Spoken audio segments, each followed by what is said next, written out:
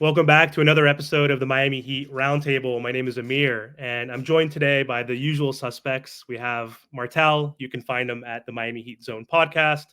We have Ernest. You can find him at Miami Heat Talk. And we have Trent. You can find him on Miami Heat Network. And we're really excited about today's episode. We have a special guest joining us today. We have Ethan J. Skolnick from the 5 Reasons Sports Network. Thank you so much for joining us, Ethan. How are you doing today? Good to be with you guys. Awesome. It's a pleasure. Thanks for being here. So we all know that the NBA trade deadline ended yesterday, and it was pretty uneventful, I think, just in general across the NBA. And we all know that the teams ahead of us in the Eastern Conference all made some sort of marginal move. The Knicks made a pretty good move. The Celtics, the Bucks, the Sixers, the Pacers, and the Miami Heat did not make a move. We did make a move for Terry Rozier a few weeks ago, but yesterday we did not make a move, to the chagrin, I'm sure, of a lot of Heat fans. So, Ethan, my first question to you is, why do you think the Heat didn't make a move? I know Caleb was our biggest asset that we could have traded, and there's probably wasn't really good people we can get in return, but we know there's gaps in our roster at the four, backup point guard, center, etc. So, why do you think we didn't make a move? Well, I think a couple factors. The first thing is they'll tell you they made their move. So, I mean, they made their move 17 days ago. Terry Rozier finally practiced with the team today. So I was down at practice today, and I think that their expectations for where he can go from here are pretty high, considering again that he had to kind of join a moving train. I asked him today about the All Star break, and he said he was looking forward to it so he could find a spot to live. I mean, that's kind of what happens during the season. And again, these teams don't practice very much. Their schedule hasn't been conducive to it. They were on the road a little bit, so the way they look at it is their biggest need on the roster was they needed somebody who could get in the paint and maybe speed the pace somewhat and score. Honestly, I mean, they don't have enough offense, and so Rozier was out there 2.5 weeks ago, and their feeling was, let's get him in now. Let's not wait to see if another team jumps in right before the trade deadline. And so they would argue that of the players that were moved this trading period, they got one of the top 3 or 4 guys. I mean, we can talk about Anunoby to the Knicks.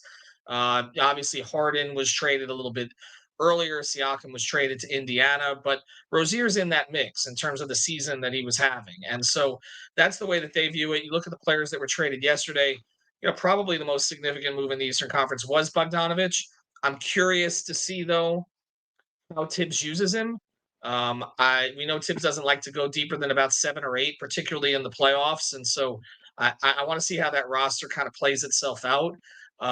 Philadelphia, they're kind of just reshuffling to try to tread water until Embiid comes back. So they got healed at a pretty good price. I had heard Indiana was looking for a lot more from him during the summer. Ended up getting him, not having to give up quite as much. So Morey, I think, did a pretty good job there. Um, and then I think they'll look to reshuffle in the offseason. I don't think he was their original target. I think they would have gone after Levine if he'd been healthy, but he wasn't, and they were already dealing with a situation with Embiid. And then I think when you look at the rest of the Eastern Conference, um, Boston made a move to get a backup big. He'll help them somewhat. To me, it still comes down to what Tatum and Brown do when it matters, and whether Porzingis is going to be on the floor. And Milwaukee's got major issues. Like Patrick Beverly's not solving their defensive issues on his own. Like that, when they got Lillard, and it wasn't just sour grapes from the Heat. I talked to people in the Heat organization who felt that the Bucks got worse this offseason. That between the aging of Middleton and Brook Lopez, and then losing Drew Holiday's defense, that they were not going to be a very good defensive team, and that they didn't know if Dame would be able to compensate for that offensively. And the reality is he hasn't. I mean, he's been good, but the rest of the team has declined around Dame and Giannis. And I don't think, again, getting Patrick Beverly, who's been on 11 teams in the past 4 years, I don't think that alone is going to do it, because I don't know how much you really can play Dame and Beverly together when it matters. And Malik Beasley has not been good defensively at the point of attack. So I don't think anything happened yesterday that really scares Miami. You look at the Western Conference, that's such a shuffle right now. I mean, it's really hard to tell. The East has kind of split into tiers this year, where, at least until Embiid got hurt, it looked like Boston, Milwaukee, Philadelphia, and the Miami kind of at the top of the next tier, along with sort of the Knicks and Cleveland.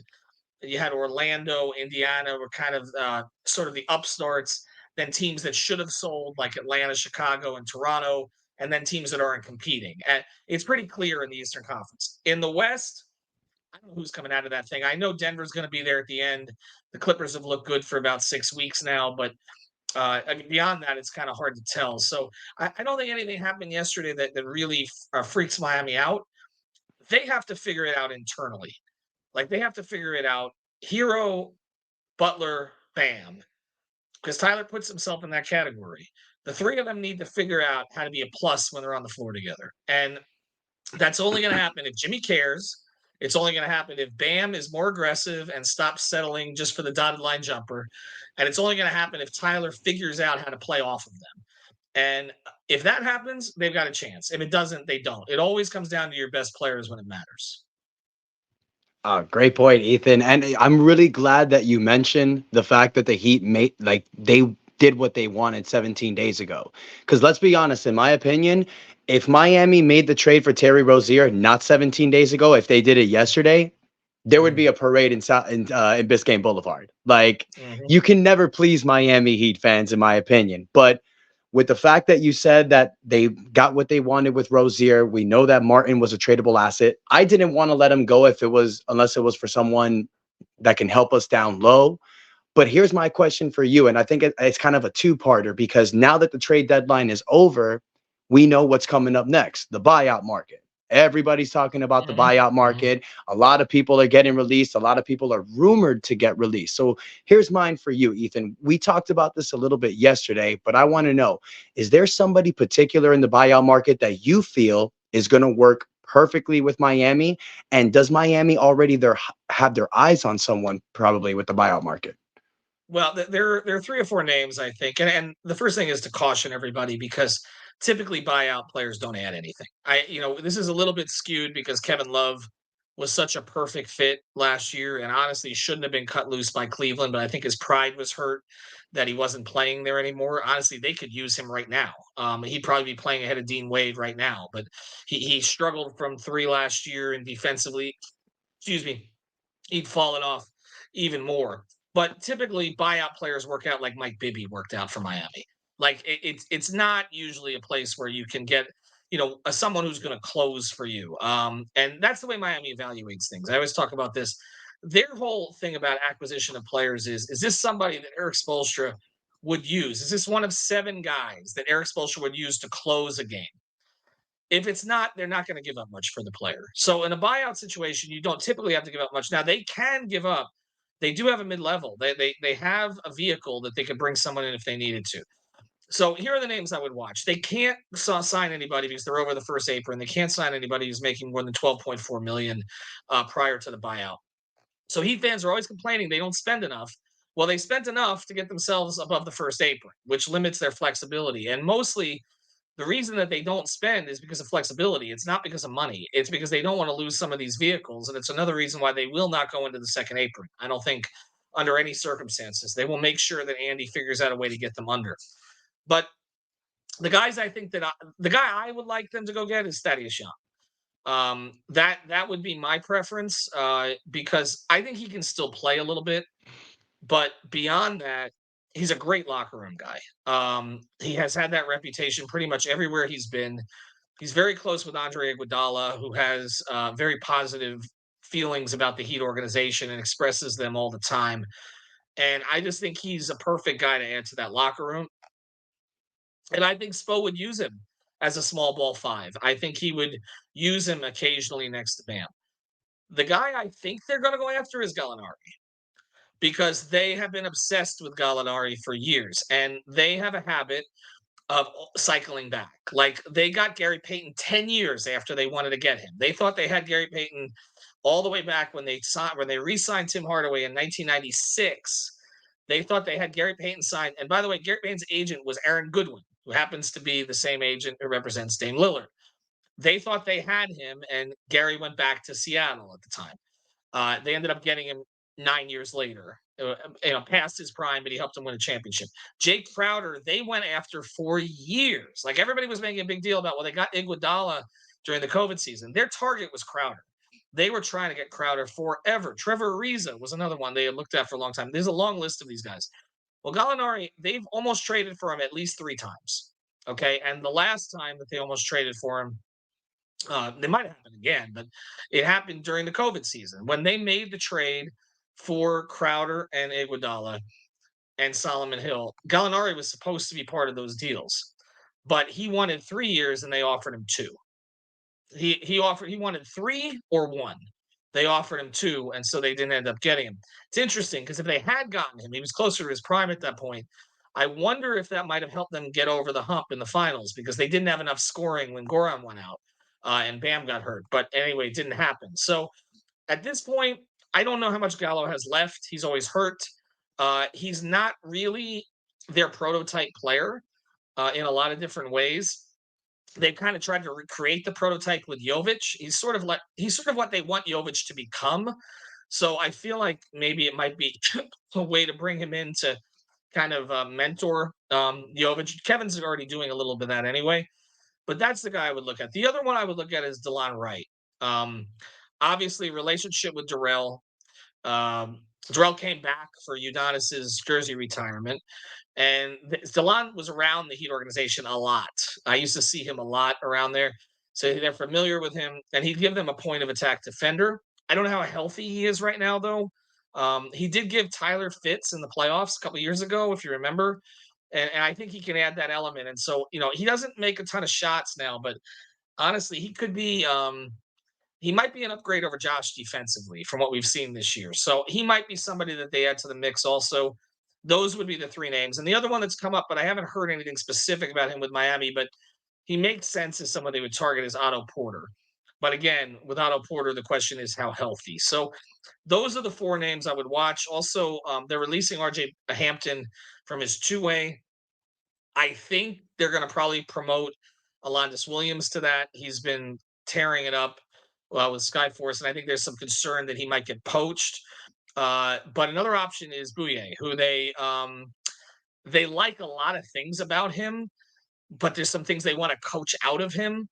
And I think they've done some good. They brought him back after Portland briefly had him actually, and they like him. So they may elevate one of those guys to a roster spot, or they might just give Jamal Cain the standard contract as well. But I think those of the buyout guys, those are the 4 guys I would watch, and I would watch Gallinari. I just too much smoke around that for the past few years. That sounds very good, Ethan. Nice to meet you. My name is Trent, by the way. I have a question for you. Since, the trade deadline and the buyout market, like you said earlier, the buyout market is not going to help us win a championship. Our main goal is to win it all with the big 3 that we have. And you said it needs to be an eternal fix. So my question to you is, do you think there's any problem with Jimmy and Tyler? I feel like, in 2021, their relationship seemed a little bit better. And kind of nowadays, it seems like it's not how it used to be.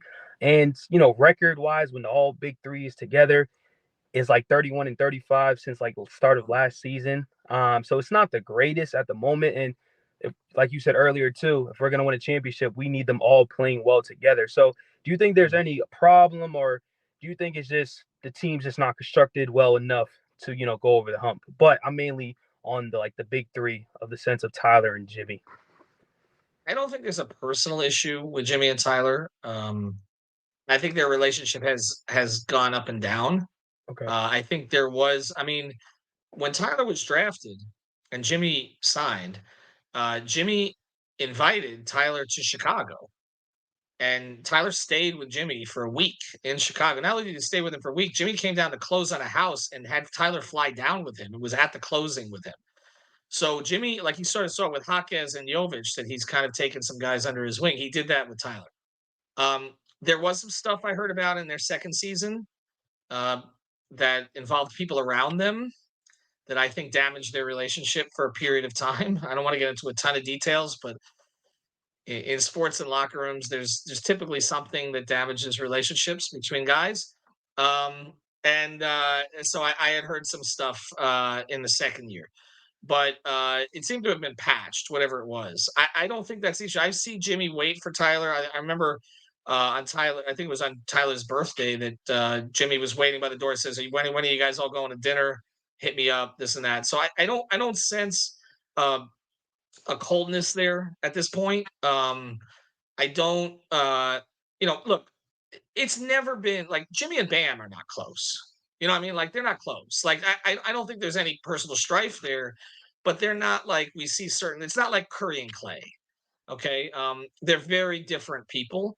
I think Bam has grown into himself since he's been in Miami. He's a very different person than Jimmy.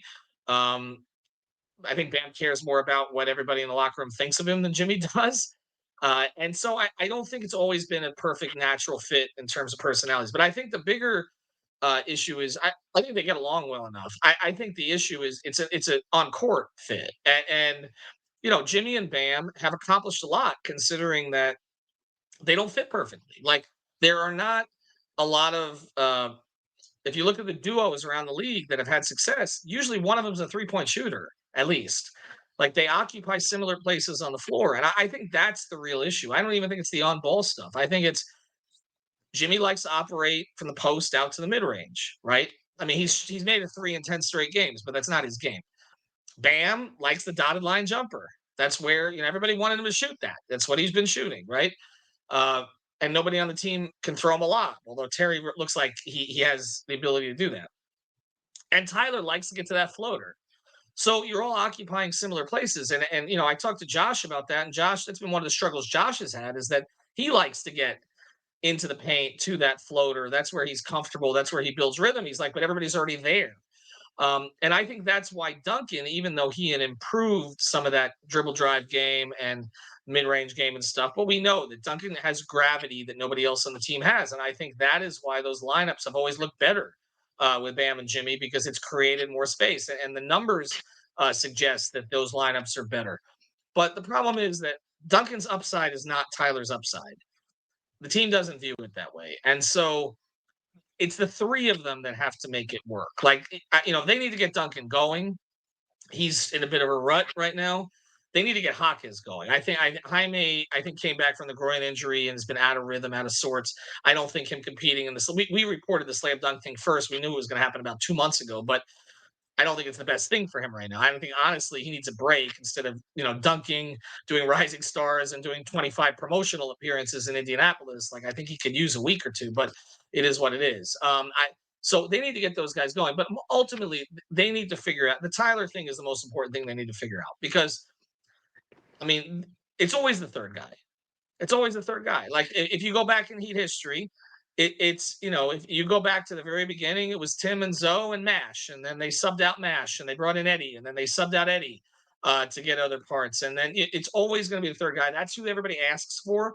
The Heat are not pitching him around the league, but that's who teams do ask for. There is value in Tyler Hero, but ultimately, if it doesn't work as the third guy, you're not subbing out the first two. So he's got to make it work. I talked to him for a few minutes. We just did a podcast about it. I got him on the side to talk about his relationship with Terry so far and how that's working.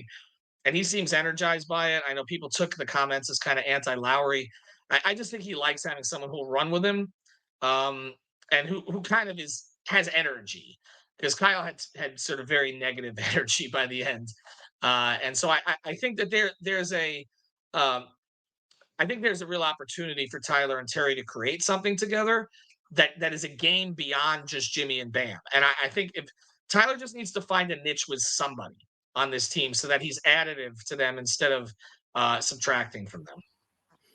Got you. Now, last question, Ethan. Now, once again, thank you so much for coming on. Now, you said that it mentioned with Jimmy, Bam, and Tyler, right? What do you think about the roster construction that the Miami Heat have put around them? Because, like it's kind of like what you said, like it starts like with them first. So with us not really having a quote unquote power forward next to Bam Adebayo for the past few years, like when it comes down to Caleb Martin and with Highsmith, yes, they can do it. And then same thing with the point guard next to Tyler Hero. You know how they always say that Tyler Hero is not the best defender. So in terms of just adding to the core that we have, do you think that the Miami Heat have done their best job with putting the right players to complement our best players? Well, there's two ways to look at this. There's, what Pat Riley might do and what Eric Spoelstra likes to do, right? So, I mean, you're ultimately getting the players that your coach is going to use. If it was up to Pat, okay, I firmly believe he would find someone 6'10" or taller, you know, to bang on the boards, take that burden off of Bam, and free him up. Spo's not going to play that guy. I mean, unless the guy is elite, he's not going to play that guy. And so what they basically have is they've got a bunch of guys who can play the 4 who all do something a little different but aren't perfect for it. Like, if you got Kevin Love 5, 6, 7 years ago, he's perfect. Like, he's absolutely perfect for what you need next to Bam. But now he can only do it in spurts. If you have Jovic 5 years from now, he might be perfect. But right now, he's not. So what's the alternative? Okay, so you play an athlete in Caleb, or you play kind of a grunt defender in Haywood, right? And they're midgets compared to the guys that they're going against most nights. But they didn't really have a choice early in the season because Kyle couldn't defend anybody at the point of attack. So that made it impossible to play when they were playing Jovic with him. I'm like, how exactly are you going to defend guards? Because, or are you playing Love with him? You had to play Highsmith or Martin because you have to have your 4s basically pick up the other team's 1s and 2s because you couldn't have Tyler and Kyle do it. Now that you have Terry, he's not a great defender, but he gives you a chance. And so I feel like there's a little bit more flexibility at the 4 spot now where they could play Love a little longer, could play Jovic a little more. The thing with Jovic is he needs the ball in his hands, and this team isn't ready to give it to him. But there's also people in the organization who are not willing to give up on him. Like Chet Kammerer, we saw him there today. I guess he's never really going to retire. He loves it. That's his pet project, and Adam Simon. And Pat trusts those 2 guys. So I don't think they're going to give up Jovic. They were willing to give him up for Dame. They were not willing to give up Jaquez. Pat was willing to give him up. Others in the organization were not. They would defer to Pat ultimately, but I just feel like what they need is a Dorian Finney-Smith type. But were you going to give up 2 first-round picks for Dorian Finney-Smith? No. So I think that Spo will mix and match right now. I think Jimmy will end up playing a lot of 4 in the playoffs when it just comes down to it, and they'll get Duncan out there to space, or they'll get Jaquez. And look, I think Jaime ultimately may be the 4. I think he might, because Jaime can defend the position. He's stronger than he looks. And I think, we've seen lately teams are taking away certain things from him. He loves that spin to the middle. They're not giving it to him anymore. He's going to have to adjust to the adjustments. But I do think overall, he's going to be a starter next year. So you got to find a place for him to start, because the way that they talk about him to me, and they were talking about this 2 months ago, our future is Bam, Tyler, and Jaime, and maybe Nico. So that's the build. It's this is a bridge build. It's a bridge build from Jimmy to that group. And then they're going to have a tough decision to make. If Jimmy's not going to be one of your 2 or 3 lead guys, are you paying him $50 million for 2 more years after this? And that's going to be where we start to have some interesting conversations. I agree. So thank you so much. Thanks for joining us again, Ethan. We really appreciate your time. Thanks for all the information. So the Miami Heat, we have a couple days off until our next game, and we're at our inflection point right now. This is a very important stretch, as we've mentioned in prior episodes. The schedule's been really tough after that 7-game losing streak, but more importantly, this road trip is going to be super tough, playing the Celtics, Bucks, Sixers, Pelicans, Kings, Nuggets. The only easy game we have in there is the Trailblazers. So this is going to be a really important stretch. Yeah. They're not home the whole month, and I think that's why they wanted to get Rozier in early, so that they could at least get him acclimated somewhat before they hit this stretch. And I look, the goal right now is hold the 5 or the 6. Just hold it. Don't end up in the 7. Don't end up in a play-in situation. I don't think they're afraid of anybody in the East. Boston is the one team, obviously, talent-wise, but they also know they can win on that floor. They're not afraid of Milwaukee, certainly not afraid of Philadelphia with Embiid's situation, not afraid of Cleveland, not afraid of New York. They need a motivated, energized Jimmy Butler, and they feel like they can compete with just about anyone. And but they have to figure out a way to just scrape add enough wins to hold the 6 and not end up in a play-in situation where it comes down to 1 or 2 games. I think if they get the 5 or the 6, they can win a series starting on the road against a New York, against a Cleveland. I don't think that freaks them out in any way. Yeah, it's frustrating that people say that this team is built to be a playoff team and that we turn it up in the playoffs and Jimmy awakens, in April, May, June. And I'm tired of that because if you look back at the last 10 teams that won the championship, 7 out of 10 were the number 1 seed. That's 70%. Yeah. If we go back to when the ABA or BAA merged with the NBA in 1950, so for the last 73 years, 51 out of 73 that won, guess what seed they were? Number 1. Guess what percent that is? Right. 70. Numbers don't lie. So it's cool that we're trying to like optimistically get to like that 5th or 6th seed. But we mentioned this on another episode. When was the last time that happened? Houston Rockets, 1995. They were the 6th seed. 1969, the Celtics, the 4th seed. It doesn't happen for a reason. You need to be it's not mutually exclusive. Like, I feel like you need to be a good team, take it serious in order to go far. And I am biased. I am a Heat fan, and I'm satisfied that we're a good team and we're not like a poverty franchise, right? Only half the league has ever won a championship. So I'm obviously happy and blessed that we've won 3, but it's not good enough at this point to just get there at this point. I'm tired of getting to the finals. I don't know. We need to shake things up, I guess, and just be healthy, I guess, for one. Who knows? I mean, health has always been an issue with us in terms of seeding, but we'll see. So this is going to be a big stretch. But anyway, thank you so much again, Ethan. We really appreciate you. If you want to plug in where people can find you, if you want to let the audience know. Yeah, no, I appreciate it. Thanks, guys. 5 Reasons Sports Twitter account. We post everything there, but we do recommend not just check out the 5 on the Floor podcast, which we go daily, but also our Discord called Off the Floor. We're up to over 500 members there now, and that's where you can communicate with other Heat fans. Get away from Twitter, X, all that. It's just Heat Talk. $2.99 per month, and it's all day. And the hosts of 5 on the Floor, we pop in there with updates and behind the scenes stuff. So we're moving away from Twitter. We're moving more to Off the Floor. So make sure you check that out. And also, you can watch the games with us on playback. We do every game on playback. We do the play-by-play, and that's free. So just download the playback app and look for 5 Reasons Sports, and we'll be on there tomorrow at 2:00 against this game against the Celtics. But thanks, guys. I appreciate it. And we'll see. I think they're going to be okay. They're going to be okay. And if they're not, I do think they'll make changes this offseason. So you got something to look forward to one way or the other. Thank you, Ethan. Thank you. Thank again. you so much, Ethan. We appreciate it. Nice to meet you, man. Thanks, guys. Take care, guys. Take care.